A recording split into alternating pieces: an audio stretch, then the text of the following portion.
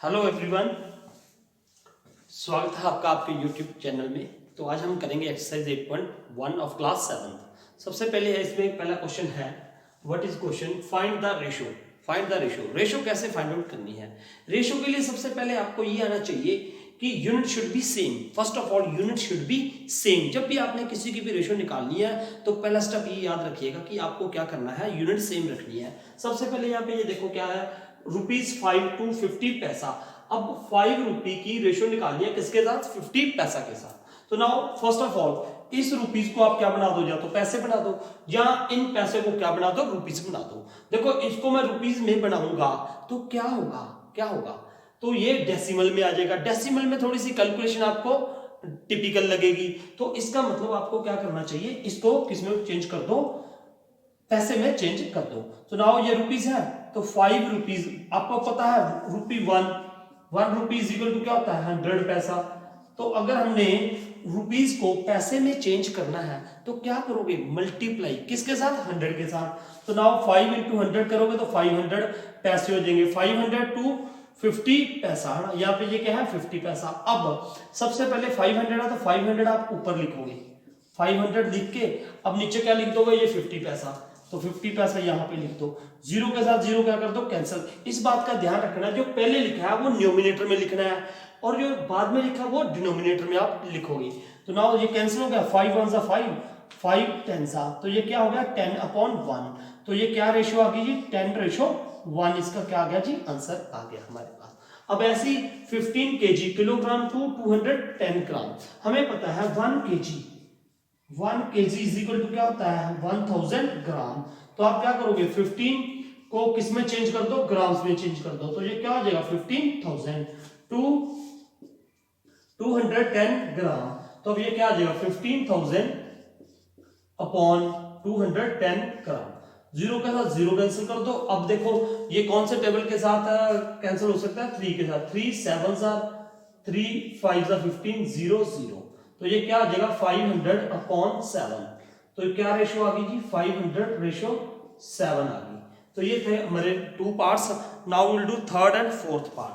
तो देखिए यहाँ पे थर्ड एंड फोर्थ पार्ट अब हम करेंगे। थर्ड पार्ट देखिए इसका, yes third part, yes third part में क्या है जी, 9 metre to 27, 9 metre to 27 centimetre, ठीक है, 9 मीटर टू 27 सेंटीमीटर। तो इसमें क्या होगा देखिए, 9 मीटर जो मीटर है दिस इज व्हाट सेंटीमीटर। तो वी नो दैट कि 1 metre is equal to 100 centimetre. तो इसको क्या चेंज कर दो, 900 सेंटीमीटर हो गया, 100 के साथ मल्टीप्लाई करोगे 227 सेंटीमीटर। तो नाउ व्हाट इज देयर, 900 ऊपर लिख दो, 27 नीचे लिखोगे।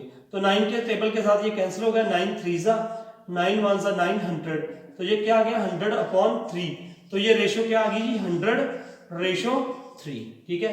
तो अब है इसका फोर्थ पार्ट। फोर्थ पार्ट में क्या है, 30 days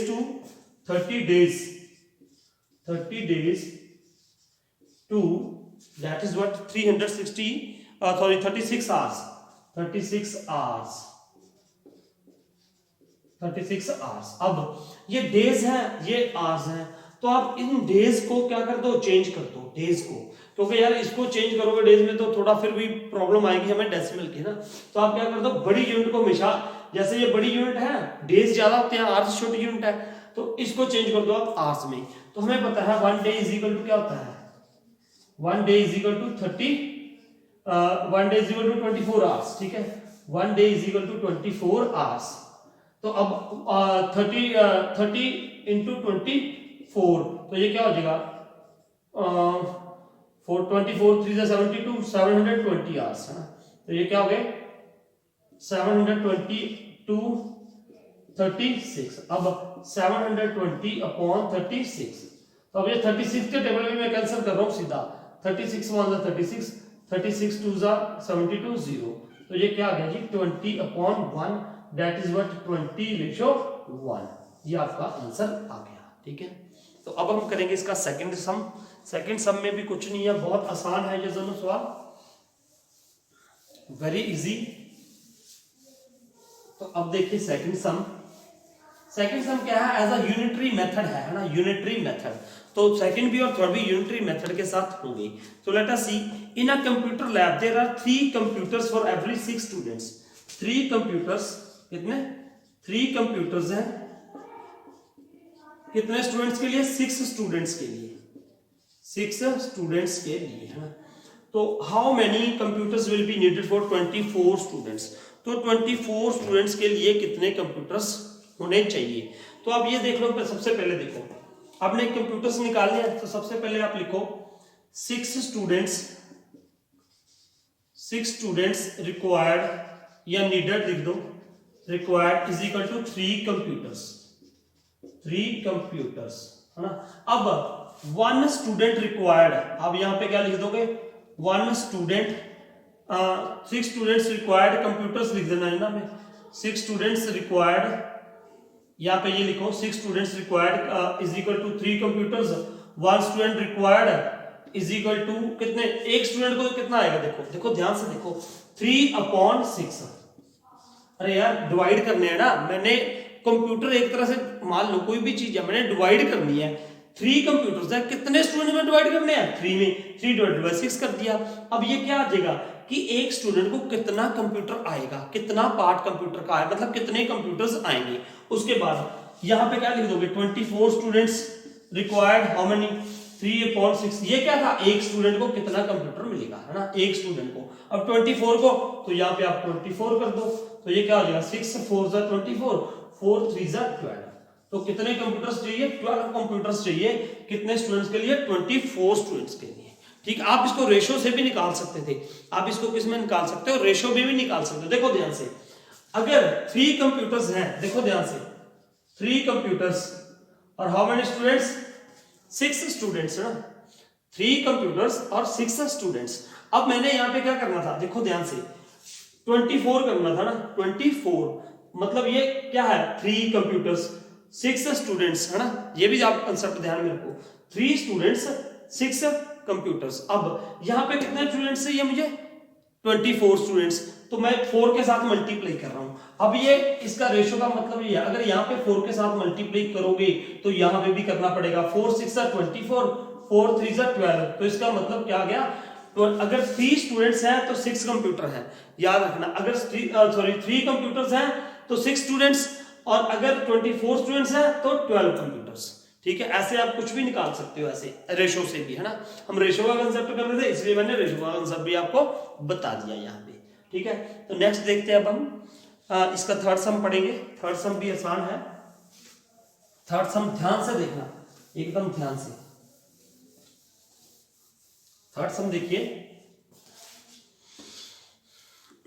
population of A Rajasthan 570 lakhs, population of Rajasthan, Rajasthan की पॉपुलेशन कितनी है राजस्थान की, यहाँ पे राजस्थान मैं शॉर्ट में लिख रहा हूं, दैट इज 570 lakhs, 570 lakhs। ठीक है, population of UP, population of UP, UP की पॉपुलेशन कितनी है, 660 lakhs। ठीक है, लैक्स होगी।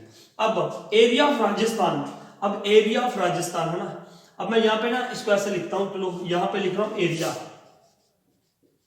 एरिया इसका कितना था ये, पहले राजस्थान का 3 lakh kilometre square, 3 lakh kilometre square, मतलब क्या है, 3 लाख किलोमीटर स्क्वायर इसका क्या है, एरिया है राजस्थान का।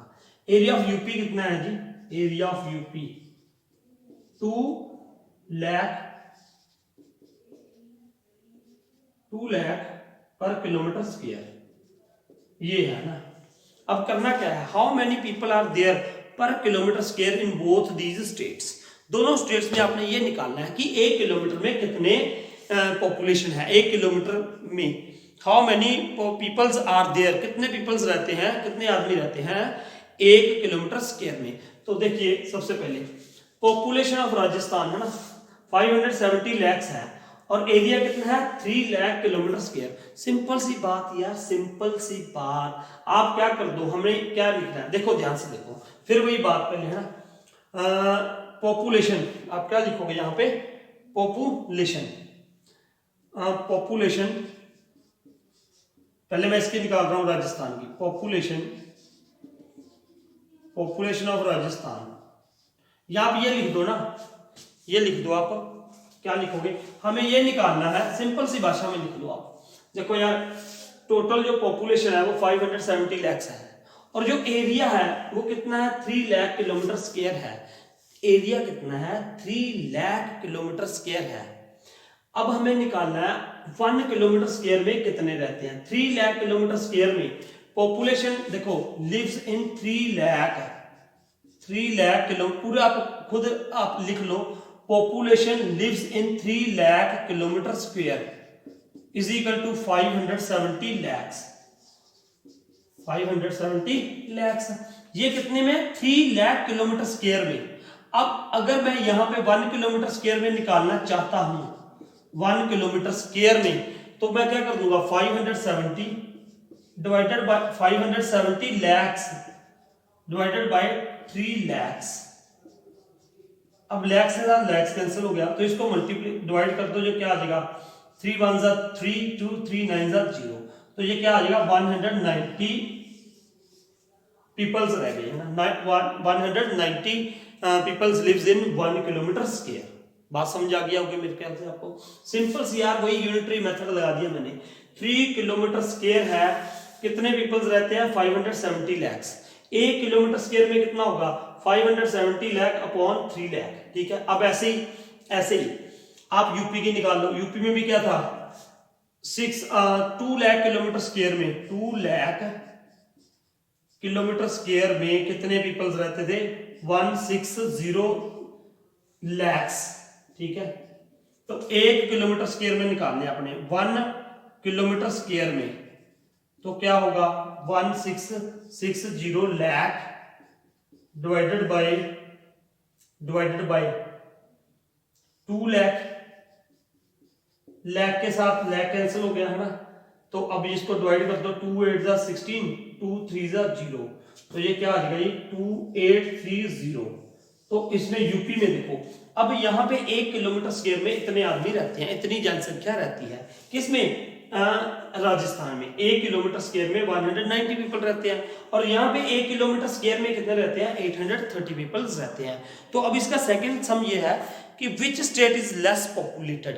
तो आपको पता लग रहा है यार ये लेस पॉपुलेटेड है। इसमें 1 किलोमीटर स्क्वायर में कितने पीपल्स रहते हैं 190, इसमें 1 किलोमीटर स्क्वायर में कितना रहते हैं 830। तो ये है कि यूनिटरी मेथड भी इसे कहा जा सकता है ना। तो फिर दोबारा फिर सुन लीजिए, यहाँ पे मैंने लिखा था 3 लाख किलोमीटर स्क्वायर में कितने आदमी रहते हैं 570 lakhs। मैंने 1 किलोमीटर स्क्वायर में निकालना है यार, तो एक में कैसे निकालोगे इसको 3 lakhs के साथ क्या कर दोगे डिवाइड, तो ये 1 किलोमीटर स्क्वायर में इतने आदमी रहते हैं, ये 1 किलोमीटर स्क्वायर में इतने आदमी रहते हैं। ये था राजस्थान का, ये क्या था यूपी का। अब कौन सी स्टेट लेस पॉपुलेटेड है, तो ऑब्वियसली राजस्थान लेस पॉपुलेटेड है। तो ठीक है, तो ये तो सिंपल से 3 सम मेरे ख्याल से आपको समझ आए होंगे। अगर फिर भी अगर आपको प्रॉब्लम आती है तो मुझे लाइक कमेंट करके जरूर बताइएगा, I will solve your problem. और जिस बच्चे ने अभी को चैनल को सब्सक्राइब नहीं किया, चैनल को सब्सक्राइब जरूर कर ले। मैं अब शॉर्ट ट्रिक्स भी डालता हूं जो कि बच्चों को आनी चाहिए। जैसे हम मल्टीप्लिकेशन करते हैं ना, आपको उसकी हैबिट होनी चाहिए कि शॉर्ट ट्रिक्स आपको आनी चाहिए। जो भी मैं शॉर्ट ट्रिक्स डालता हूँ, आपने अगर चैनल को सब्सक्राइब कर रखा है, नोटिफिकेशन ऑन कर रखा है, तो बेल आइकन दबा रखा है, तो आपको वो नोटिफिकेशन मिलते रहेंगे और आपकी कैलकुलेशन स्ट्रांग होती रहेगी। So thank you for watching this video.